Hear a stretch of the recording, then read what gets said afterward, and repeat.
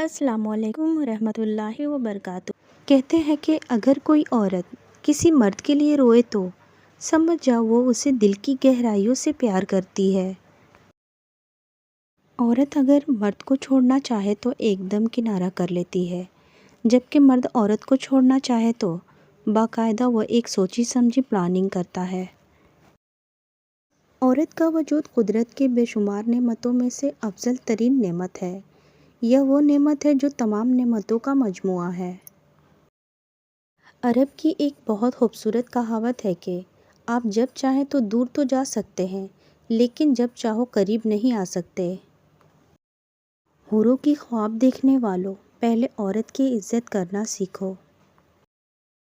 دنیا کے سارے نوٹوں پر تصویر مردوں کی ہوتی ہے، پر قبضہ عورتوں کا ہوتا ہے۔ آج کے زمانے میں لوگ اتنا تمہاری خامیوں سے نفرت نہیں کرتے جتنا تمہاری خوبیوں سے نفرت کرتے ہیں۔ جینا دنیا کا نایاب ترین چیز ہے۔ زیادہ تر لوگ اس دنیا میں صرف موجود ہوتے ہیں، لیکن جیتے نہیں۔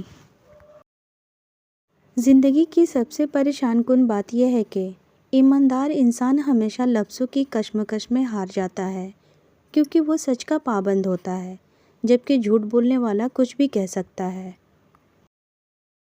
شادی کا رشتہ 3 باتوں کی وجہ سے مضبوط ہوتا ہے۔ پہلی بات اعتبار، دوسری بات محبت، تیسری اور سب سے آخری اہم بات احساس۔ اگر ان تینوں میں سے ایک بات آپ کے رشتے میں نہیں ہے تو یقین مانیں آپ کا رشتہ بالکل کھوکھلا ہے۔ زندگی میں کبھی بھی اپنے ہنر پر غرور مت کرنا، کیونکہ پتھر جب بھی پانی میں گرتا ہے تو اپنے ہی وزن سے ڈوب جاتا ہے۔ جب اپنوں میں غدار اور منافق پیدا ہو جائے تو میدان میں کھڑا شیر بھی کتوں سے بازی ہار جاتا ہے۔ مرد اپنے لیے سب کچھ نہیں کماتا اور عورت سب کچھ اپنے لیے نہیں پکاتی۔ خوشیاں تقسیم کرنا ہی اصل خوشیوں کا سبب ہے۔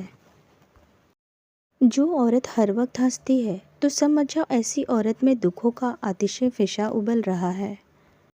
جو عورت ہر وقت اداس رہتی ہے تو سمجھ جاؤ ایسی عورت احساس کمتر کا شکار ہے۔ جو عورت ہر وقت لڑتی رہتی ہے تو سمجھ جاؤ ایسی عورت کے دل میں ایک مرد بستا ہے۔